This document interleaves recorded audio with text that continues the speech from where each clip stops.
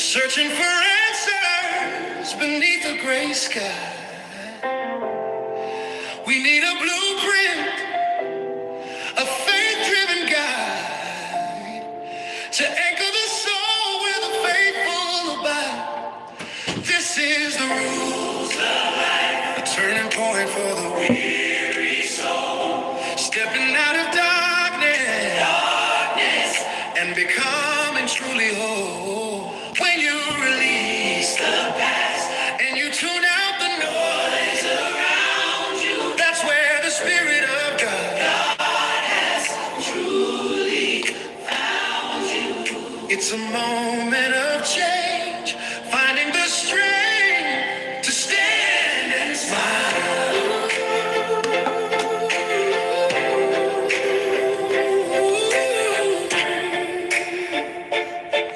Yeah. The heavy debt of yesterday, bitterness won't fade. We carry chains of grudges in the choices we had made. And every whisper tries to pull us off the path, fearing the judgment of man, inviting God's pure wrath. But the word says, let it go. Cast the revenge aside. Ignore them all. When the Lord is your soul guide, this is the rules of life. A turning point for the weary soul. Stepping out of darkness and becoming truly whole. When you release the past, hey, you tune out the noise around you. That's where the Spirit of God has truly found you. It's a moment of change, finding the strength to stand and smile.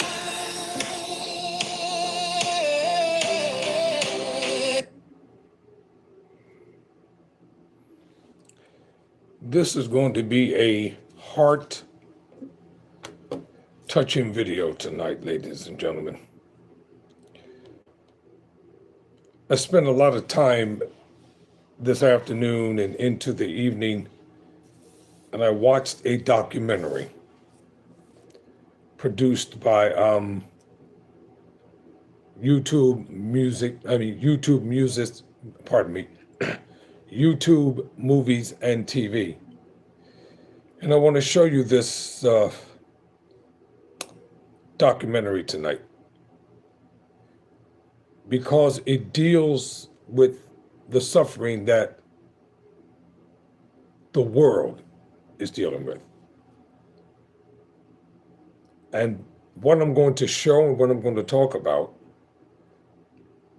is very important because so many of us, sometimes I think we take things for granted. That might not be y'all, but sometimes during the course of my life, I have taken things for granted, and I'm honest enough to say it. But I'm endeavoring and I'm working on becoming a better version of myself. I got a long way to go. I'm not there yet, but I'm going to get there. And the reason why I say that when it comes to me is because I look at America, and America is a wonderful place to live. In comparison to the other nations of the world, America is by far still a wonderful place to live. I know a lot of people, they bash America, but America is not politics, and politics is not America. We have politics in America, and we have differences of opinions. And most people haven't even taken the time to even visit the beautiful places, the wonderful people, the sites, the historical preservations that are left on record for us to learn by. You know, I'm serious about that. I don't think we should remove monuments and things from the past. Leave them there because they can teach us about life and about people, about how things were. some things were good and some things weren't so good. Well, we can make them better. So right now, I'm going to move off of that, and I want to get to this video here. It's called "Living on $1 a Day." That's the name of this documentary. Living on $1 a day. And I'm typing it in because I forgot to type it in earlier. I want to thank you all for joining me for a few moments tonight.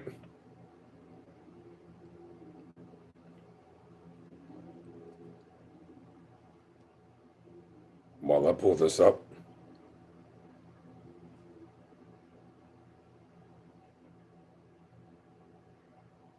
Oh, my bad.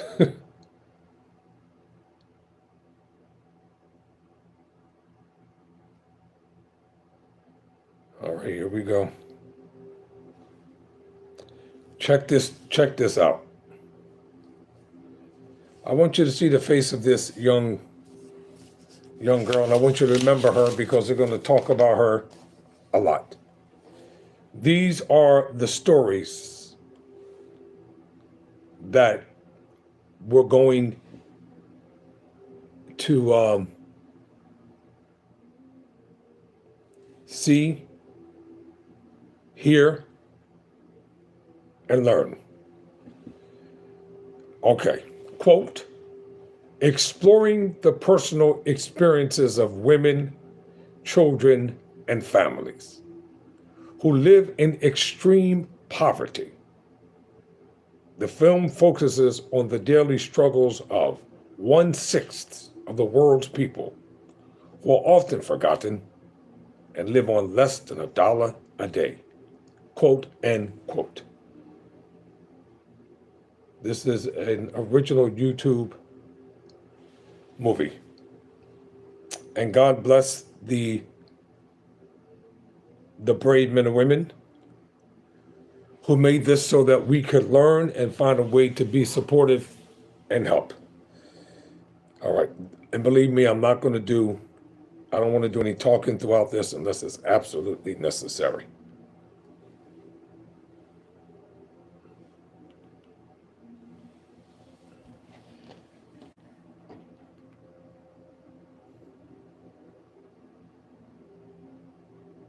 Let me read what that says so people will know.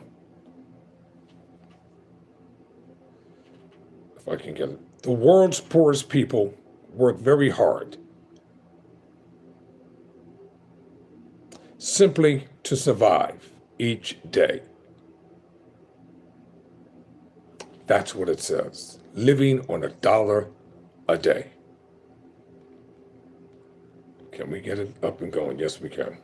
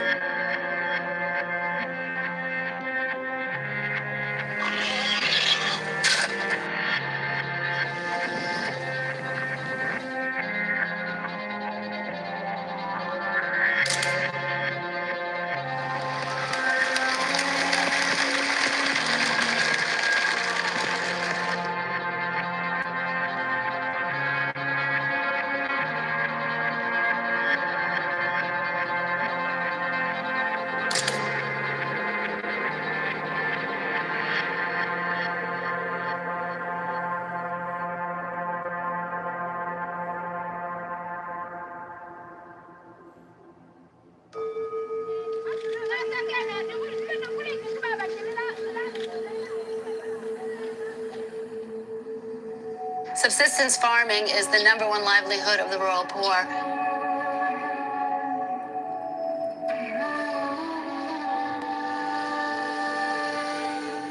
as we were driving in northern Ghana, I saw this scene on one of the dirt roads that appeared with all these women walking, carrying cassava on their heads, this rooted vegetable. The men were following along, holding some machete-type instruments that they used to help cut the brush. But you never saw them ever carrying these heavy loads on their heads. It was mostly the women who are the workforce. Driving down that same dirt road, I saw these two tiny boys holding these hoes over their shoulders. And my first thought was, well, where are these tiny little boys going? Why aren't they going to school? And stopped the crew so that we could follow them. And as a result, wound up spending half a day with them and their family, and they were harvesting yams. This family was pretty desperate, and all of the children were working very hard with no protection whatsoever, barefooted, with their hoes that were very sharp. The whole entire family, 7 children, were all working under the guidance of their father out in this field, trying to harvest and work with this vegetable. They were having a very bad year. They were actually eating and living off of last year's harvest.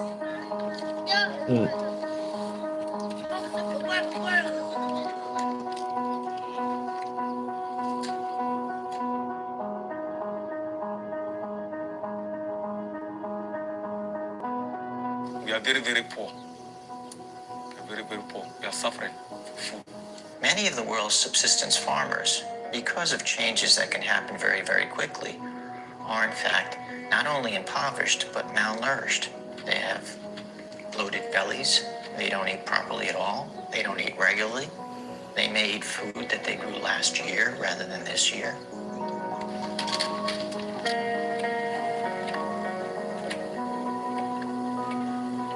Normally, they have a harvest that they can eat, and then they can sell half of it. But in this situation, due to climate change and lack of rain, their harvest was very poor. It going to make 2, but this one is small, so I always use this one as seedlings. We depend on rain, so in some years, the crops will dry. Then it will be a problem for us. Even what to eat is a problem. It's very, very difficult. All of the children were suffering from malaria, and they couldn't afford to get them any medicine because they weren't able to sell the half that they normally sell, and the one half they were just hoping to use to eat for the next year.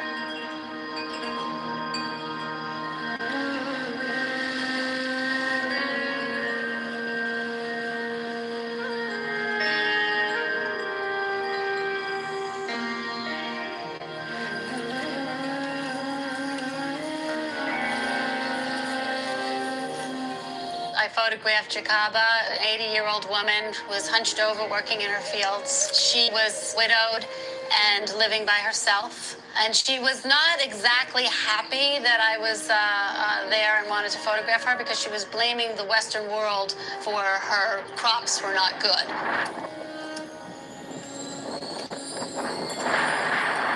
As a result of little rain and an early frost, she was not able to feed her animals anymore and had to sell them and was struggling to have food to eat. When I saw this woman working so hard, hunched over, her hands just battered, it came to my mind that nowhere did I find women that weren't working extremely hard.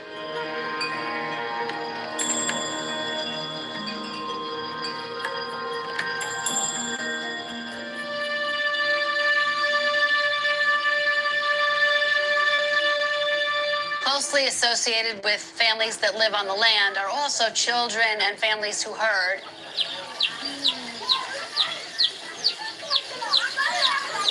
In Nkwanta, which is northern Volta region of Ghana, I found these 4 little children ranging from age 5 to 7. They were nicknamed Little Cowboys.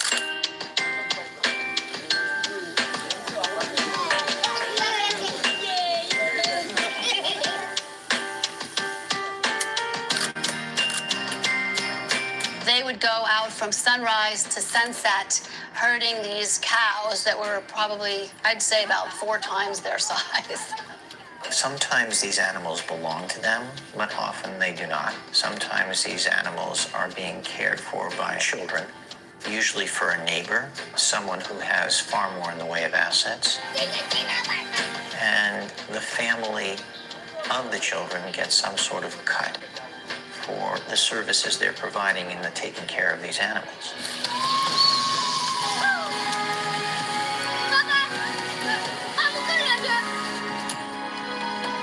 They all said to me that they were all in the fear of being snake bitten because their father had been blinded by a snake bite and one of their brothers had been killed by a snake.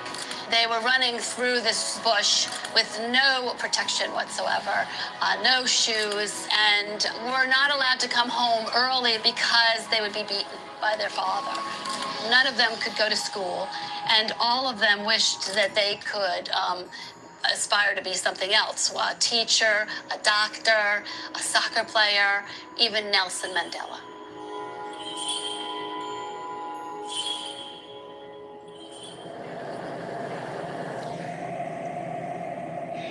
Now, this is just the first part. They took you over to Ghana. Ladies and gentlemen, I will say this. Homelessness and hunger and poverty, lack and want is a serious problem in the world. And everyday people are doing everything they can to try to combat it, to try to help people, to make sure that this problem gets solved. All it takes to end a lot of the suffrage and the stuff that people do, and I saw in the comment section, they were talking about Ghana being corrupt. A lot of governments are corrupt. But because leaders are corrupt, doesn't mean that good-hearted, goodwill men and women have to become corrupt. One person can make a difference, believe it or not, in somebody's life, even in our own neighborhoods, in our own localities, in our own cities, and in our own towns. Watch this next cut from here. And if we would just use what little bit we have, you'd be surprised how many people can get the help that they need. Sometimes we have more than enough for ourselves. And we have more than enough, we can share some with somebody else. Not looking for a reward, not looking to be praised, not looking to be signaled out, but doing good because we're supposed to do good. And I have read stories about a lot of rich people who do a lot of good, but they don't want to be seen. They don't want their names on television. They don't want to be singled out. They don't want awards. They don't want plaques. They don't want their names up on billboards. They set up foundations that people don't even know about, but they don't bear their names. They do it in secret. And they endow hundreds of millions of dollars. They leave it in their will so that these organizations, like the DePaul Society is one. You'd be surprised how much money Ray Kroc left to the Salvation Army before he transitioned off the scene, so that people can get the help they need. You'll be surprised with Walter Annenberg, the great philanthropist and humanitarian in Philadelphia. That's why University of Pennsylvania is still surviving today. Enough of that. Let me get back to the story. And this is not for likes. This is not for clicks. This is not for views. This is to present a message to humanity as a whole.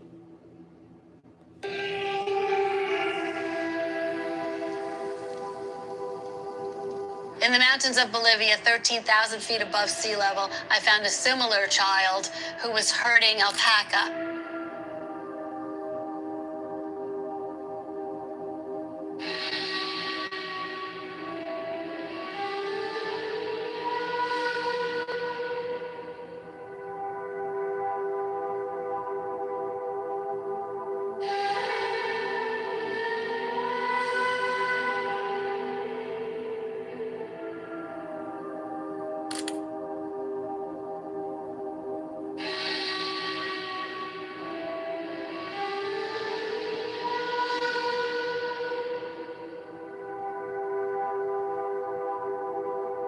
father had died, and he was the main breadwinner for the family that were subsisting on the fur of the alpaca.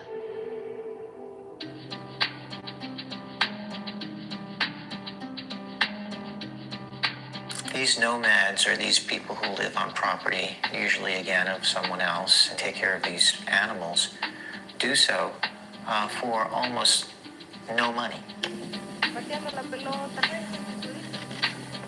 It's very common to find one of these families living on less than $200 a year. Sometimes they live in very, very remote areas, and if a family member gets sick, they simply die because they have little or no access to decent medical care. They had very little. What if you could watch Bible stories instead of just reading? Let me get this commercial out of here real quick, even though it's a good commercial. It's not what I'm dealing with right now.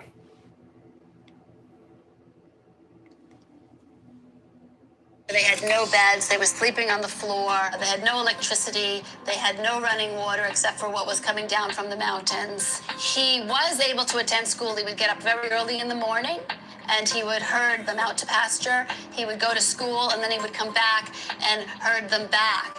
And he basically said, I'm herding, I'm going to school, I'm the head of the family, and life is very hard.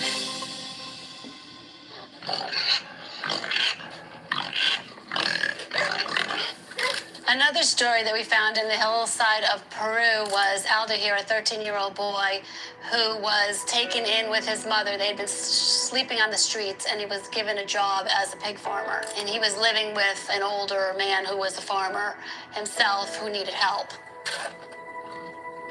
As a result, he wasn't able to finish going to school, although he was 14. Elevated to the second grade.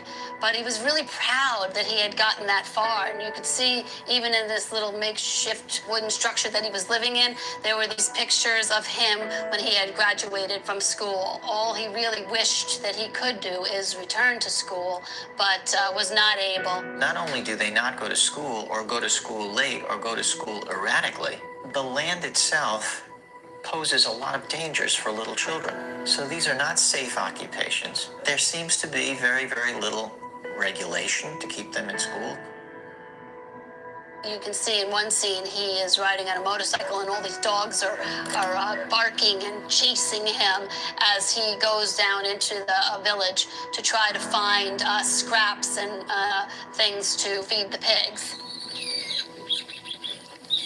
And in another scene, you'll see that these big batches of the food and garbage that he had found were being boiled to burn off the bacteria so that they could feed these pigs.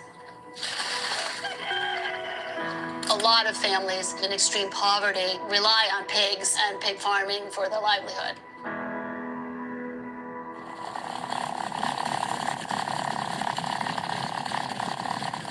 Throughout our travels, we didn't just focus on people who live off the land, but also the waterways throughout the world.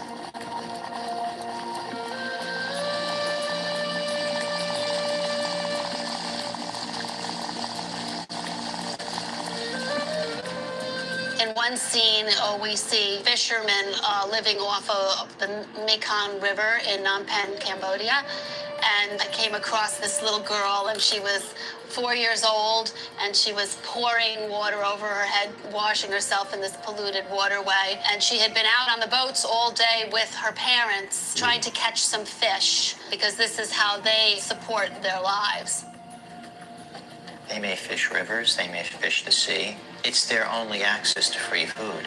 Of the world's poor, 40 million around the world spend their entire lives simply fishing, usually with their families, usually on small boats, selling what extra fish they've been able to acquire at markets throughout the world. In fact, the fishing they do provides enough food for 200 million people on this planet. So not only does this keep them alive, but it helps keep many, many other people alive around the world. The boats were these tiny wooden boats. They used these big oars to navigate. There's one little girl in one of the pictures, and she's working at the bow of the boat, trying to help steer it. And none of the children are going to school. This whole generation of families since the Khmer Rouge have lived on this river. There's one scene where you see all the boats are docked, and across you see the whole city of Phnom Penh at night. And there is this little boy in the foreground, and there's parents in the background, and they're mending the net, which is their biggest commodity, because without having that net, they have no livelihood. There's one scene on the boat where you can see that they don't have very much. All of their belongings, they've got their clothing spread out, they had washed in the river that's drying, and a little girl is holding a pet chicken on the boat. These families subsist by eating their catch and also selling them at market.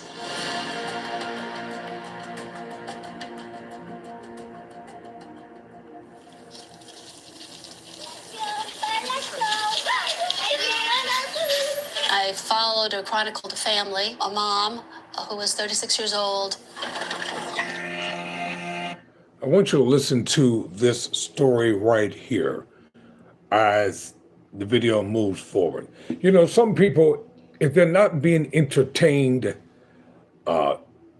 if criticism and doubt and rage and anger and divisiveness is not the norm for them, they don't want to be bothered. Everything is not about controversy. Some things are just about plain reality in life. And the reality is that homelessness and hunger is real. It affects millions of people in America every day. And it affects millions of other people around the world. Whether we know each other or not, every man, every woman, every young child, in some way, form, fashion, or another, we're all connected. How? Because we are all humans. We get hungry, we get tired, we deal with life every day. I was reading an article on yesterday about poverty in America and the disparity about how many people have lost their jobs, or how many people who can't pay their bills, how many people are living off of credit cards. The credit card companies are never going to be able to get that money from them because people are going to max these cards out because everything is so high. Some people want to remain oblivious as to what's happening in the world because psychosomatically, they made themselves believe it's not their problem. It might not be your problem today, but it may become your problem tomorrow because poverty and hunger could affect your family, your nieces, your nephews, your son, your daughter, your son-in-law, your daughter-in-law. You just don't know. You may have what you consider to be a good job today, but you could get that call from management that says, come to the front office or come to the office. We want to talk to you. And they'll say, well, you know what? We got to let you go. Right then and there, we got to let you go. Unceremoniously. Then you think about all the years, your time, your labor, the sacrifice that you gave for that job, all the overtime, all the birthdays and anniversaries and all the special events that you missed to help a company to grow. And then they just shut it down. And then they just put you out into the streets. So what's happening here? This might not affect you directly, but believe me, somewhere in your city, in your town, in your neighborhood, even in gated communities, ladies and gentlemen, don't go by all the beautiful trim trees and the picket fences and all this kind of stuff. A lot of those people are suffering greatly to keep up a facade, just to live in what they consider to be an isolated neighborhood. And I'm going to bring more videos like this in the midst of everything that I'm doing, because I must bring awareness to these things. Can I solve them all? No, but I'll tell you one thing, there are enough rich people in this world to make them think and to cause them to stop and ask the proverbial question within their mind. Suppose it was someone in my family.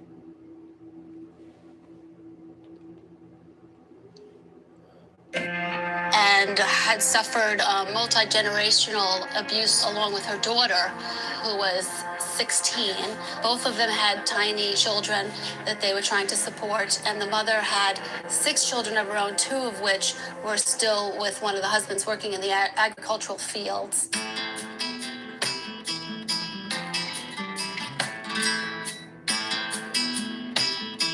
She was living in a one-room with no electricity, no running water. The whole family was living in there, her daughter, herself, and the 4 other children. The truth of the matter is that domestic violence is one of the biggest drivers of poverty all over the world.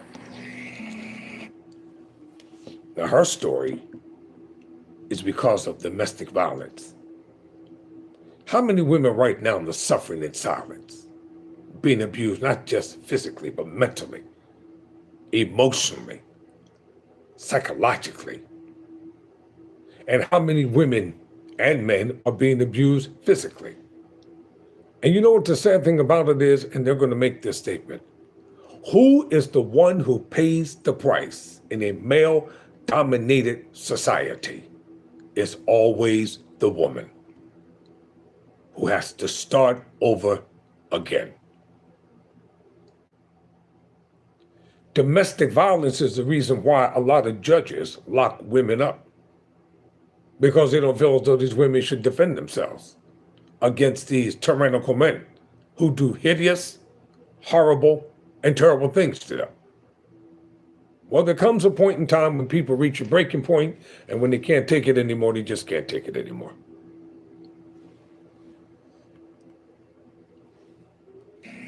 It affects, of course, women and children the most, and it's responsible for making women and children one of the largest segments of the world's poor. Every time there's an incident of domestic violence, it's the woman and the children who have to move. They leave everything behind.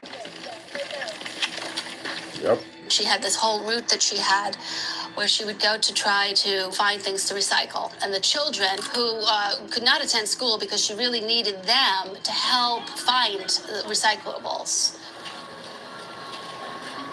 She has absolutely no access to medical care. She has and owns no real property. She has very limited personal property, and she has children to feed. So she turns to the streets and gathers up recyclables in any way she can.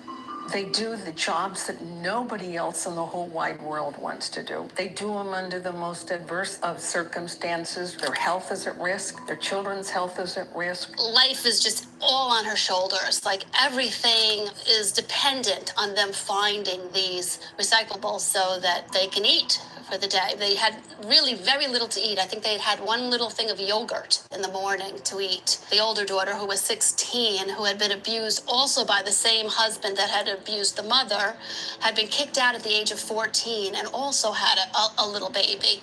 There's this scene in the room, and the mother is breastfeeding her baby. Her daughter is breastfeeding her baby. The daughter had just lost her job that day, and they were really on the brink of not figuring out how they were really going to exist. Hombre maldito, ya me cansé de tanto celos y capricho. Siempre sigues con mentiras. I also did another story focusing on domestic violence with Maria, who had real physical scars on her face, on her arms, from being abused by several husbands. She had 3 sons, and she was living on a hillside in like a tiny 10 by 10 shack. Ay, Dios mío, dime dónde está mi madre, que la busco y no puedo encontrarla.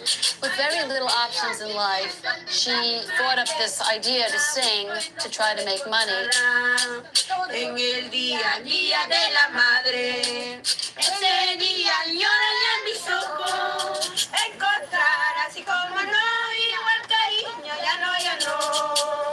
On process, she had an audience that actually couldn't be helped, had to watch her, and had to listen to her.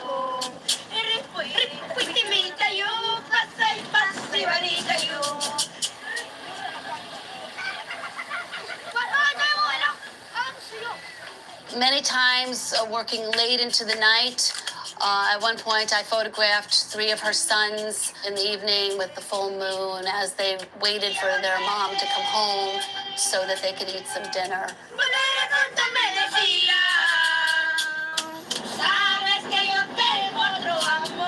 But she is able to at least send them to school, and she's hopeful that she's going to be able to raise 3 boys into men that won't be abusers.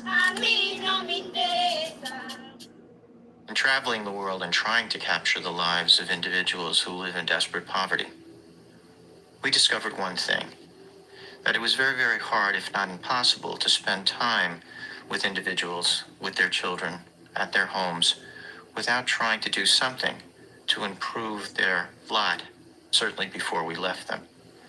Often it was just a small gift, but nevertheless, it meant a lot to them. And often, too, members of our crew were motivated to do more. I was the videographer that worked on the Living on $1 a Day project with Renee Beyer. It was amazing traveling all around the world and spending a day or two each with families that live in such an entirely different situation than we know. I'm one of the... Got in a car accident, didn't call the lawyer. Use this free AI tool.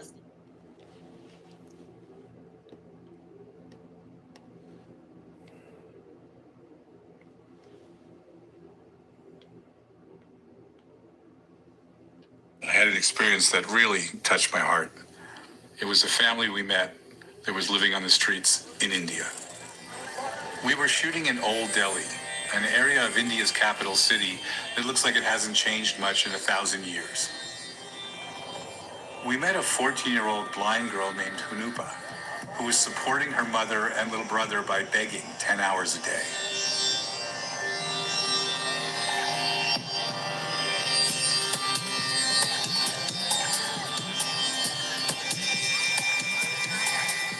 They had been stranded in Delhi after traveling from their small village in northeast India in search of medical help, both for Hanupa and her younger brother. They found themselves living on the sidewalk, unable to leave Delhi, and the mother, due to her own medical issues, unable to do the kind of physical work that was the only way she knew how to earn money. The children couldn't go to school because they didn't have IDs, as the village they came from didn't issue birth certificates. Besides, their only source of income was to have Hunupa sit in a wheelchair and beg all day so that they might earn about $1 and survive one more day. With the children not going to school, they would be caught in a cycle of poverty that never ends.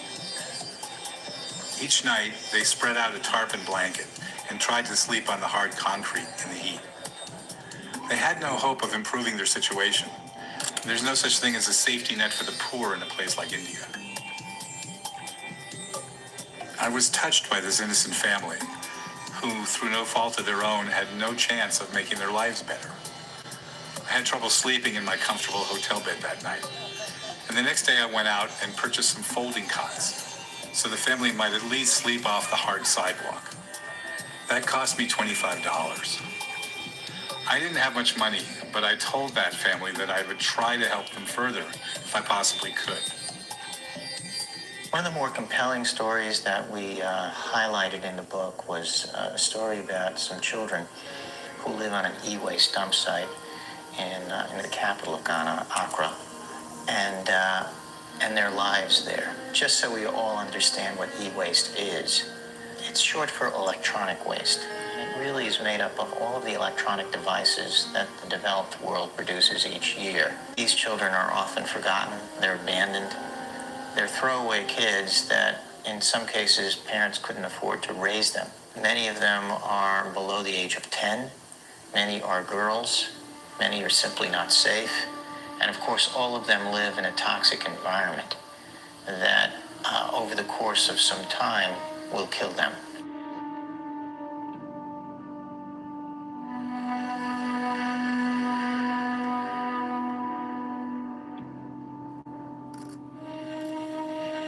as part of this project, Let me ask you a question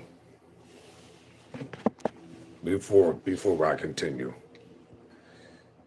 How many people have people in their own neighborhood and they know that they're starving,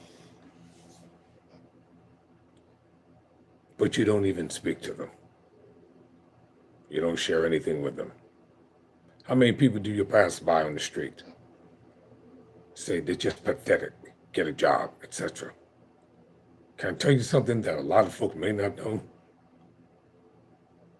Sometimes what you think you see by the way of homelessness is not what you see. There's a term called theophanies. For some, what I'm about to say might not move you, and that's fine with me. But do you know that angels come to earth in human form just to see how people would treat them, whether people believe it or not? Oftentimes people walk by, they got spare change that they're not going to ever use. They get more food than they'll ever eat.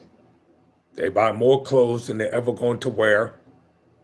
They have more shoes, shirts, ties, dresses, hair, etc. The point is this: when you have the opportunity to do good, do it. That's the bottom line. Because it may be someone in your family one day. Or worse, it could be you. And how would you feel if people walked by you and called you all kind of names? traveled to Ghana to report on e-waste. It was this huge miles of just trashed computers and all kinds of electric supplies from the Western world. But what was the most harrowing were these little children that were sifting through this with their hands all blackened. Their faces were full of soot. They were wearing flip-flops. They had no protective gear, and they were working to try to find little tiny metals so that they could make enough money to survive to the next day. This used to be the lagoon. This is now a tidal creek that is a dump site between the shanties where these orphans are living, sleeping on the floor, breathing in the smoke every day from the fires of the burning of the electronics. Contrary to what a lot of people believe, most of the electronic waste is not inherently valuable. It actually is a service that is needed to be done to take care of the toxic materials in it. Some things, of course, are valuable. There's some gold, there's some copper in circuit boards, but most of the material is problematic and is actually can be quite toxic. Batty, she was 8 years old. She had her tears streaming down her face from the effects of malaria. And I was stuck sort of in my tracks. I was afraid to raise my camera because I was afraid if I raised my camera that she would turn away and I wouldn't be able to capture this emotional, gripping image. So very slowly, I raised my camera to photograph her, you know, amongst this scene and tried to frame this picture where her face had all these tears streaming down. And I never got her face out of my mind. I'd seen a lot of pictures of e-waste, but I'd never seen any of children and the actual effects that it was on these children. Many of them live in tiny little structured wooden buildings band together with other children, or else they're basically just sleeping on the streets. It's just almost unimaginable that we have children that are working to survive like this. My fear is that you look at the photograph, but it's so alien and so foreign that you look away. There was another little boy. His name was Philemon, and I think he was about 14, and he had escaped an abusive life and was an orphan. And he was also living and sleeping on the ground in this same site, and he was completely blackened. When you look at this photograph, his hands, his face, I don't think anyone can imagine their child looking like this. When I went home that evening and had taken off my shoes and taken off my socks, my feet were just as black as what he was. And that just shows you how toxic and how awful this carbon and this hazardous waste is for these children. So you can imagine these children and the impact on them. No one can really prepare you for a scene like this. It's almost like a scene out of a movie. It's not even real. You know, when we approached it, it looked like Armageddon.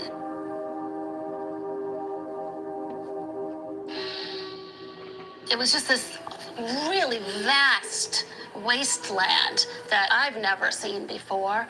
And so it's really hard to take that and translate that into photograph so that everyone can understand how huge this problem is.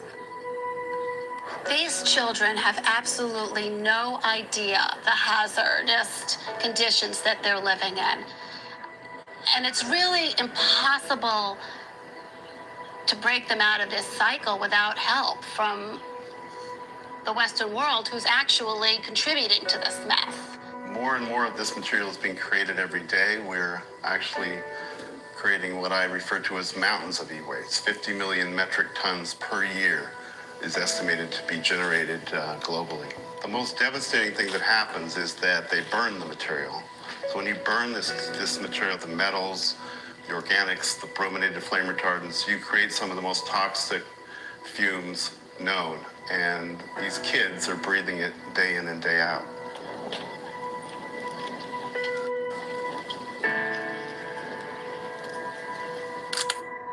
Aisha, she's a 10-year-old little girl who is sort of sitting there. She's got her little flip-flops on, and she's just lost. My heart goes out to these children, and what could possibly be the long-term effects that have gone into their little bodies, basically, and submerged into their lungs. And here's the gold mine, supposedly. They found some copper cable, and they'll be able to get a few pennies for that. We have this idea that we throw things away. This place called Away is this magical place that really doesn't exist. Away is a real place, and people live there, and people are suffering there from our toys, our tools. At one point when I was photographing Fatty, she looked really down, so I asked the interpreter, what's the matter? Why is she so upset? And she said, well, that's because she really wants to go home with you.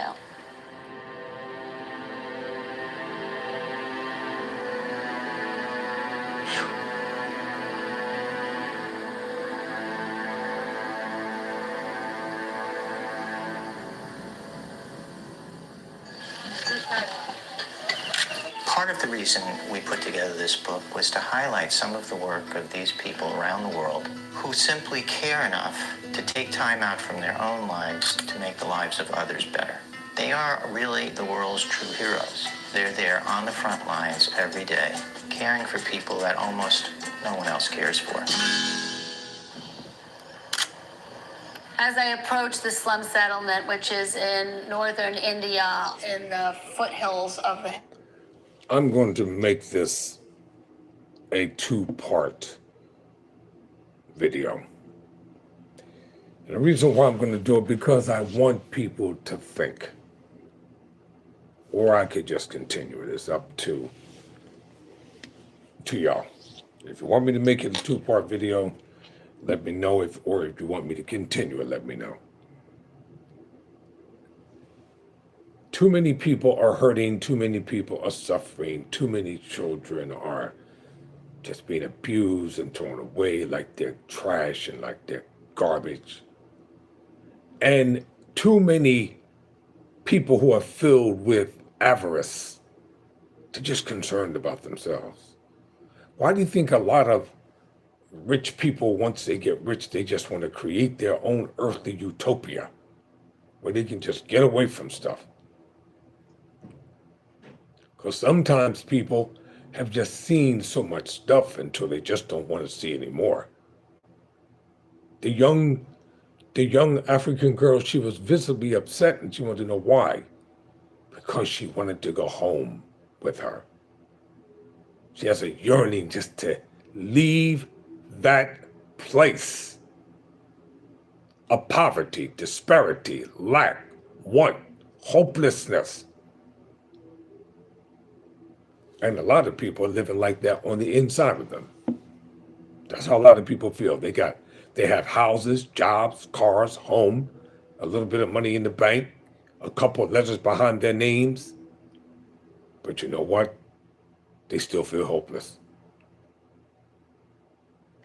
In a moment, you're going to see a person who's going to find their purpose and their true calling through suffering.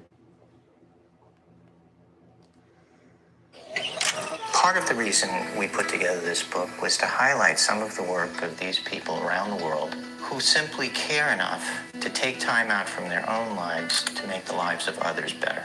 They are really the world's true heroes. Yes. They're there on the front lines every day, caring for people that almost no one else cares for. As I approach the slum settlement, which is in northern India in the foothills of the Himalayas, I'm looking over all of these tent-like structures. There's over 600 people that are living. Most men over 45 don't know their boots are the reason. You know, I know a person right now that is a millionaire many times over. And his biggest problem is he doesn't know what to do with what he has. That's his problem. I could easily tell him what to do with it, but it's not my place. He has to come to the realization, self-realization, that you have everything that you have, plus more than enough that you'll ever need to live on. That surplus that you have, who knows, you might be watching my show tonight, I don't know. Put it to good. Invest it properly so that something greater than you can outlive you, that can help people who will continue to be hurting and suffering and going through heartache and pain.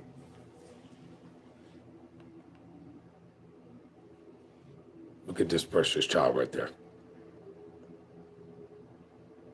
Something such as milk that people take for granted.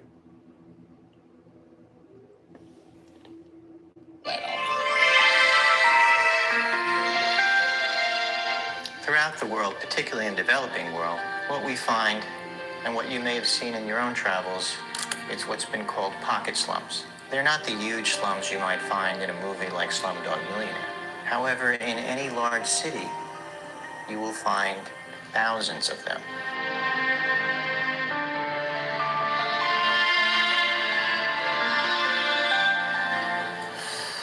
I guess we should go down and try to find a family. Hello? Let me respond to something real quick here. It's this particular statement I'm going to respond to. Let me see who sent it. Quote, Africa has more resources than any other continent, and yet the black man still fails. Quote, close quote. Let me make something crystal clear to you, because I know you're a racist. And I know you're a bigot. And I know you're a MAGA Trump supporter, because you're always on here with the same type of verbiage. Do you know the history of colonialization in Africa? Do you know what has transpired centuries after century after century in Africa? And do you know how savage and beastly and heathenistic and godless some white folk have been? And their sins will follow them into eternity. And if you're not careful, you'll end up going where they're going as well. So I don't want to hear about the black man failing. White people fail every day. Chinese people fail every day. Latinos fail. Mexicans fail every single day. You don't know what you're talking about. If you want to have this debate, then go among your own people and have this debate.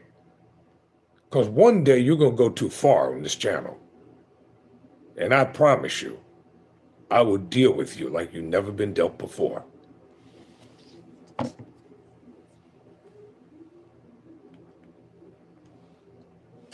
I guess we should go down and try to find a family.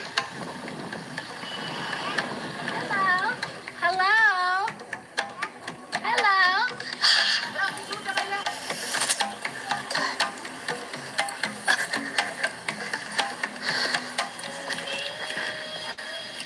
The Ton Len Charitable Trust has stepped in to help aid, and they're starting in this grassroots way to break this cycle of poverty. The biggest problem is in the home, the family doesn't care anything and doesn't have any kind of the responsibility for the kids.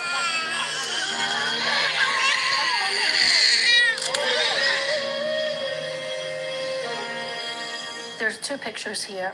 One is a mother, and she's holding her daughter, Sangrita.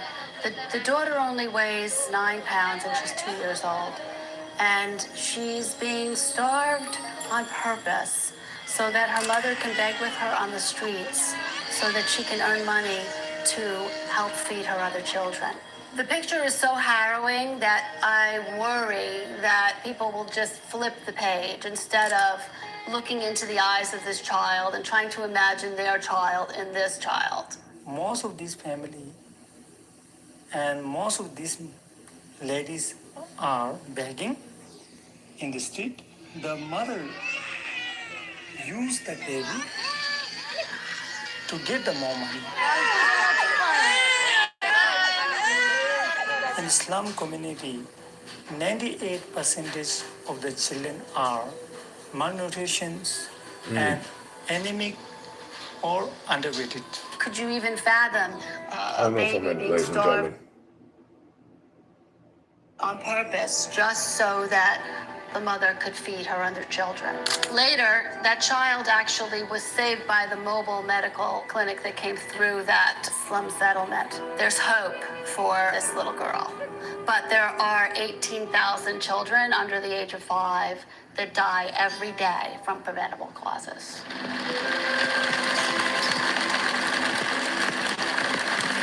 It's actually nice to have cool weather for once. We've been in 115 degrees. I could see people underneath these sort of tarp-like structures, and this was all they had. This was their home.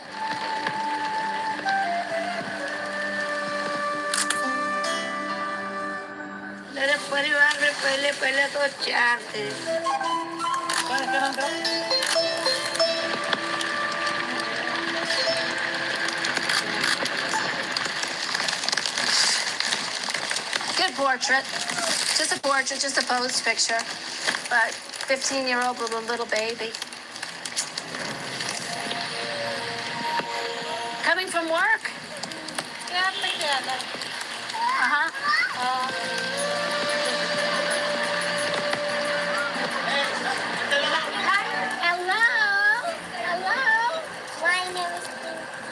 Your name is, you can say your name, very good English. My name's Renee. They've even gone and built a shower, solar powered, so that these children are now getting a shower every day. This is the biggest joy for them. It's so swelteringly hot there. We have 3 ladies working with us from the communities. One lady called Rita. She used to beg in the McLaughlins. We offered the job down there, washing the children. And she's working so good.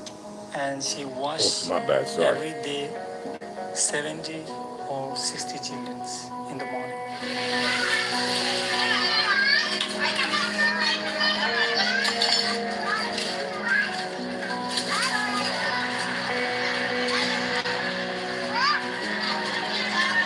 just building these tents and having these slight little bit of education and food for them and showers for them, it's really giving them hope.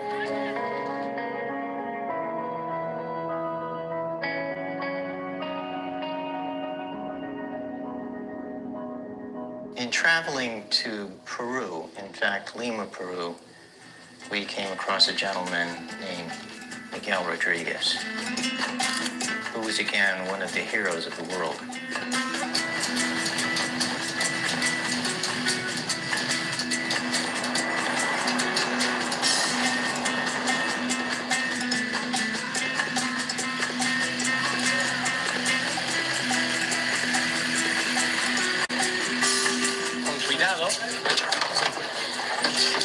People ask me all the time, what can I do? How can I help?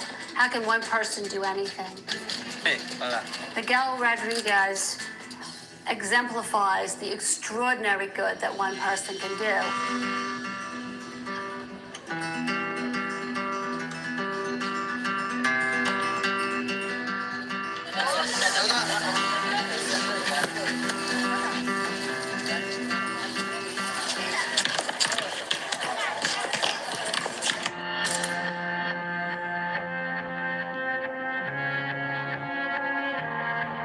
After suffering a loss of his own, his child at 6 months old had died of some illness of the heart, was leaving the hospital and saw two street children and looked over at them and thought, why couldn't you have taken them? Why did you take my little boy?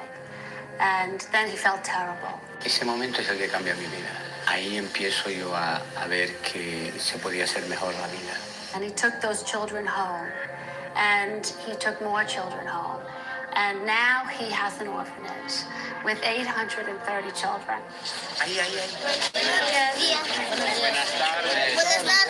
Entendí que el dinero no tenía sentido y que había que vivir intensamente.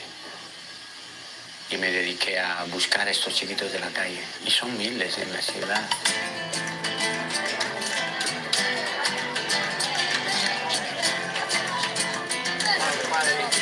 All love him and embrace him. He knows all of their names. He hugs and kisses them every day.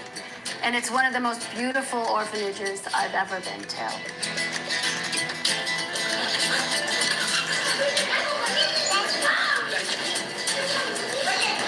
Decidí llevar comida a la calle. Me enteré de cosas que no se ven a diario, ¿no? Niños que deambulan, que roban, niñas que son presas fáciles de los ladrones o de los borrachos, porque no tienen a nadie. Todos los días llevaba, ya me estaba olvidando de mi trabajo y más me preocupaba yo en los chicos que estaban acá y cada día conocía más y de todas las edades.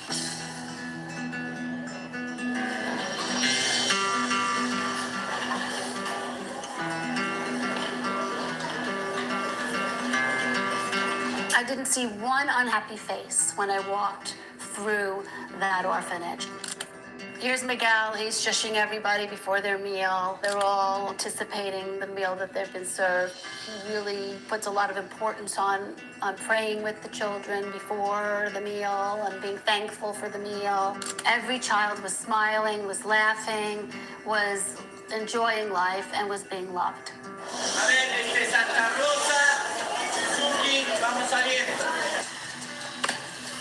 Eso soy producto del amor de los niños. No soy una persona que haya querido hacer esto. Sería mentirte si te digo, oye, yo siempre quise ser cura, monja, ¿no? Yo he querido ser siempre un hombre que tenga dinero y la pase bien. Y ahora soy una persona que tiene muchos amigos y la paso mejor. In visiting the familia, what you see are children who are happy, children who are being fed, children who are receiving education.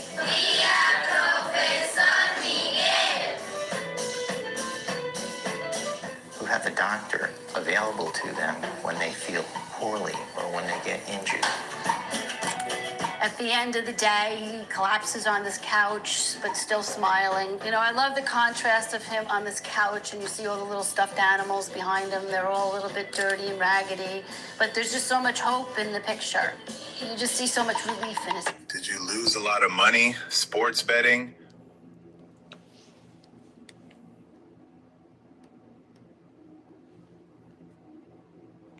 All right, this video is coming to an end. Maravilloso. No sé cómo nos quejamos, esto es lo que tenemos.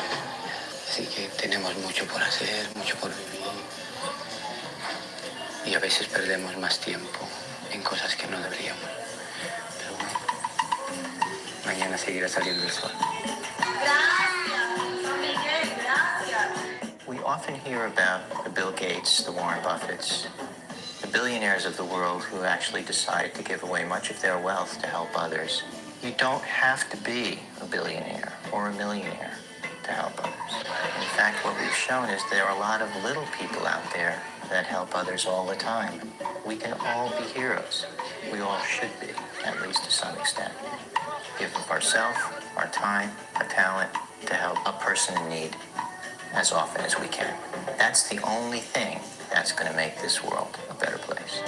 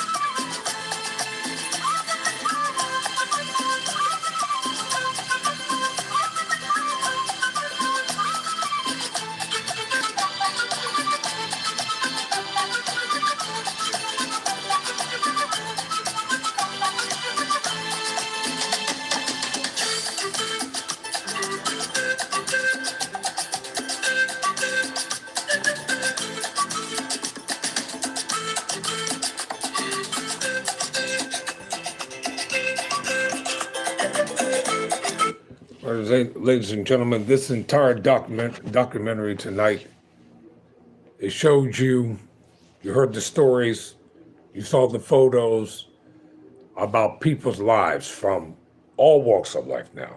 Homelessness, hunger, poverty, disparity.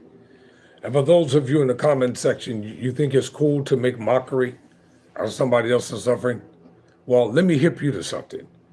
You better be careful, because you may end up homeless, or better yet, it could be your mother, your sister, your brother, your grandchildren, or your great-grandchildren, or people that you know that may end up going through worse circumstances than this, and you may end up in prison. And then you'll know exactly what it's like to be confined like an animal. And you might have a cruel black person as a CO that taunts you every day while you're there. So when people are hurting, when people are suffering, when people are going through hard times, everybody can relate at some point in time. All of us are in this documentary, every last one of us. And I'll leave you with this because I may be back tonight, I don't know, but I'm gonna leave you with this for now. What one may go through today, it could be you tomorrow, but you don't know when your tomorrow may come. Never surrender, never quit.